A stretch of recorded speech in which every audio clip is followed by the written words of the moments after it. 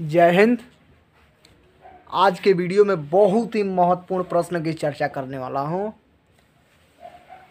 मेरा model set का video part 5 है और 2022 के एग्ज़ाम के लिए मैं वीडियो अपलोड कर रहा हूँ। ऑब्जेक्टिव 50% मैं कंप्लीट कराने वाला हूँ आपके एग्ज़ाम के। और सब्जेक्टिव अगर आपको दिक्कत है तो मेरे फिजिक्स मस्ती चैनल पर जाकर के देख लीजिएगा। फिजिक्स में किसी भी टॉपिक पर प्रॉब्लम हो तो अगर मैं जिस टॉपिक पर ऑब्जेक्टिव वीडियो बना रहा हूँ, केमिस्ट्री हो, बायोलॉजी हो, कोई भी अगर क्वेश्चन हो, अगर उससे संबंधित डाउट हो तो आपको कंप्लीट सॉल्यूशन मेरे एजुकेशन धमाल चैनल या फिजिक्स मैथ्स चैनल पर मिलेंगे। तो चलिए मेरे वीडियो के अंत तक बने रहिएगा क्योंकि बहुत ही महत्वपूर्ण प्रश्न की चर्चा होने वाली है। सबसे महत्वपूर्ण प्रश्न पहले आपके डिस्प्ले पर शो कर रहा होगा। प्रश्न कह रहा है, मानव नेत्र के लिए दृष्टि का अस्थायित्व होता है। यानी जो मानव नेत्र होता है, अखिया देखले बाड़ लगे, ई अखिया का अस्थायित्व कितना समय तक रहता है? ऑप्शन दिया है 1/10 सेकेंड तक, 1/16 सेकेंड तक, 1/6 सेकेंड तक, 1/18 सेकेंड तक। यानी यह अस्थायी रहता है 1/10 सेकेंड तक। यानी 10 सेकेंड के अंतराल में ही पलक झपक जाता है, फिर दूसरा चालू हो जाता है। बात बुझ रहा है ना? आँख बंद और डिब्बा गायब। यानी एगो बंद होता है तले एगो चालू हो जाता है, एगो बंद होता है तो एगो चालू हो जाता है। यानी 1/10 सेकेंड के अंतराल में यह परिवर्तन होता है। अगला प्रश्न आपके डिस्प्ले पर शो कर रहा होगा। कह रहा है, उत्तल दर्पण से बना काल्पनिक प्रतिबिंब होता है। ऑप्शन 1 दिया है सीधा आवर्धित, बी दिया है उल्टा आवर्धित, सी दिया है सीधा एवं हार्षित, डी दिया है इनमें से सभी। यानी इसका सही जवाब होगा सी, सीधा एवं हार्षित। अगला प्रश्न आपके डिस्प्ले पर शो कर रहा होगा। प्रश्न कह रहा है, बात बुझाता ना? प्रश्न का कहता देखो। प्रश्न कहता अवतल लेंस का आवर्धन m बराबर होता है। आवर्धन के बात आ जाता है तो याद हमको पड़ जाता है। यानी आवर्धन m होता है, बबुआ याद पड़ जाते हैं v बटे कौन चीज u। यानी प्रतिबिंब की ऊंचाई बटा वस्तु की ऊंचाई, ये आवर्धन का सूत्र होता है। ऑप्शन देख लेते हैं। एक v बटे u, दूसरा है v u गुणे v, तीसरा है u बटा v, चौथा है u प्लस v। यानी इसका सही जवाब होगा क्या? v बटे u। अगला प्रश्न आपके डिस्प्ले पर शो कर रहा होगा। प्रश्न कह रहा है, निम्न में कौन सा पदार्थ लेंस के लिए प्रयुक्त नहीं किया जा सकता है? लेंस के लिए का प्रयुक्त ना किया जा सकता, जान लो। ऑप्शन इसमें दिया है जल, कांच, पीतल, इनमें से कोई नहीं। माने यही में से ना कोनो प्रयुक्त नहीं किया जा सकता है। दूसरों ऑप्शन आ सकता था ना, तो लेकिन इसमें ऑप्शन दिया है थी। सही जवाब इसका होगा पीतल। यानी पीतल का जो है लेंस बनाने के लिए प्रयुक्त नहीं किया जा सकता है।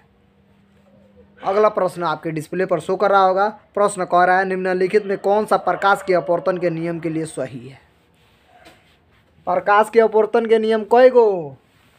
2 गो होते हैं।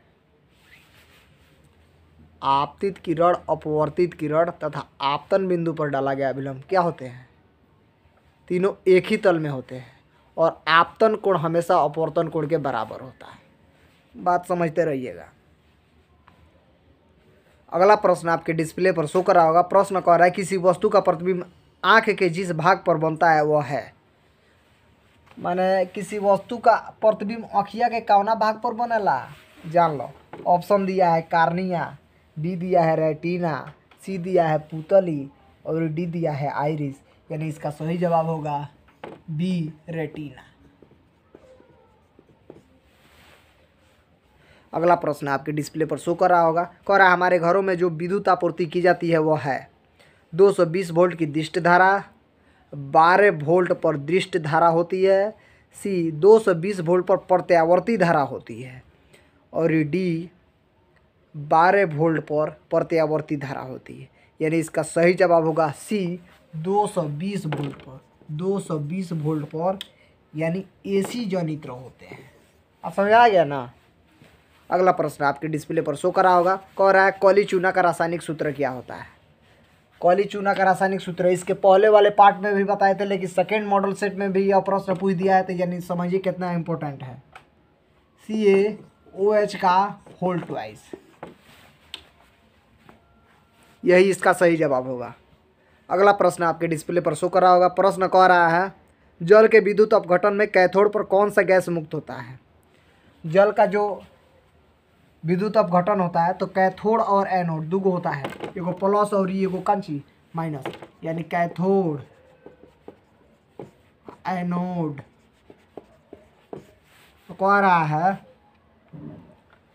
कैथोड पर कौन सा गैस मुक्त होता है। ऑप्शन दिया है ऑक्सीजन, हाइड्रोजन, ऑक्सीजन और हाइड्रोजन दोनों, ओजोन, यानी इसका सही जवाब होगा ओ, यानी ऑक्सीजन क्या होता है, मुक्त होता है। कैसे, कैथोड से। अगला प्रश्न आपके डिस्प्ले पर शो कर रहा होगा। प्रश्न कह रहा है मिल्क ऑफ मैग्नीशियम का पीएच मान क्या होता है। मिल्क ऑफ मैग्नीशियम का पीएच मान ऑप्शन दिया है 7, 8, 9, 10.5, यानी इसका सही जवाब होगा 10.5, यानी डी ऑप्शन सही होगा। अगला प्रश्न आपके डिस्प्ले पर शो कर रहा हो, निम्न में कौन सा अधातु चमकीला है। अधातु भी है और चमकीला भी है। ऑप्शन दिया है आयोडीन, सल्फर, ब्रोमीन, सेलेनियम, यानी इसका सही जवाब होगा ए, आयोडीन। अगला प्रश्न आपके डिस्प्ले पर शो कर रहा होगा। बात समझ में नहीं आए तो कमेंट कीजिएगा, क्योंकि आपके महत्वपूर्ण एग्जाम के लिए ही महत्वपूर्ण है। निम्न में कौन सा धातु अत्यधिक क्रियाशील है। निम्न में कौन सा धातु अत्यधिक क्रियाशील है। ऑप्शन 1 दिया है एल्युमिनियम, बी दिया है सोडियम, सी दिया है कैल्शियम और डी दिया है मैग्नीशियम, यानी इसका सही जवाब होगा बी, सोडियम, Na। अगला प्रश्न आपके डिस्प्ले पर शो कर रहा होगा। प्रश्न कह रहा है ऑक्सीजन के परमाणु के बाहतम कक्ष में इलेक्ट्रॉनों की संख्या कितनी होती है। वो होता है ना, इसके बाद कक्ष में इलेक्ट्रॉनों की संख्या कितनी होती है। कह रहा है 2, 6, 3, 4, यानी इसका सही जवाब होगा क्या, 6। अगला प्रश्न आपके डिस्प्ले पर शो कर रहा होगा। प्रश्न कह रहा है ब्यूटनान एक कार्बनिक यौगिक है जिसका प्रक्रियात्मक समूह है। ऑप्शन 1 दिया है कार्बोक्सिलिक अम्ल, हाँ, हाइड्रॉक्साइड, कीटोन और अल्कोहल, यानी इसका सही जवाब होगा सी, कीटोन।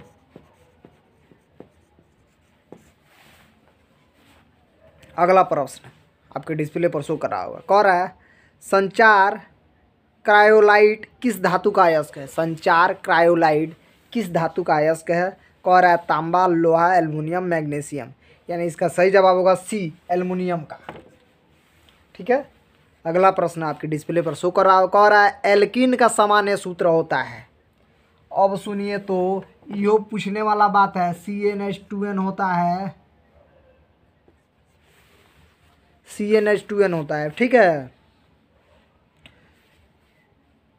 आधुनिक आवर्त सारणी में अवयवों की संख्या क्या होती है। आधुनिक आवर्त सारणी में अवयवों की संख्या 7 होती है। ये मुंह रट लीजिएगा। कह रहा है समूह में ऊपर से नीचे जाने पर परमाणु के आकार में क्या परिवर्तन होता है।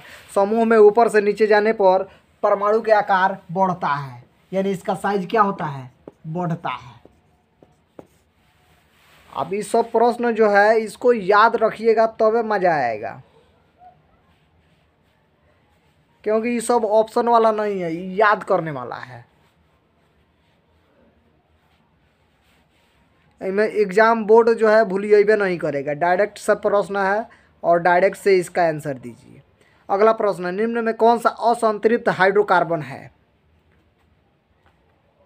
ऑप्शन दिया है CH4, C2H6, सी दिया है C2H और डी दिया है इनमें से कोई नहीं, यानी सही जवाब होगा C2H।